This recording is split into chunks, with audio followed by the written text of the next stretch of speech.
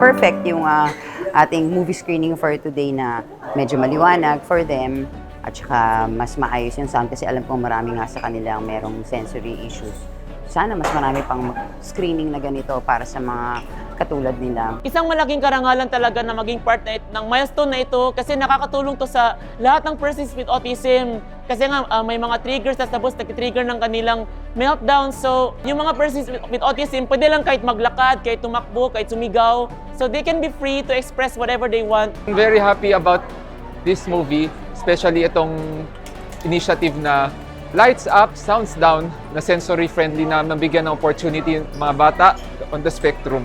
Very delightful, parang nakaka-enrich at the same time. Sobra pong nag-enjoy yung anak ko dahil sa movie na yun na natututo silang makihalubilo sa ibang tao. Kahit malikot siya, tinutuloy niya pa yung panonood. Ito po yung mga pagkakataon po na nakakapanood po na kami ng sine na hindi po kami nag-aalala na may sasabihin na masama yung ibang kasama naming manood at komportable po kami na buo namin yung pelikula.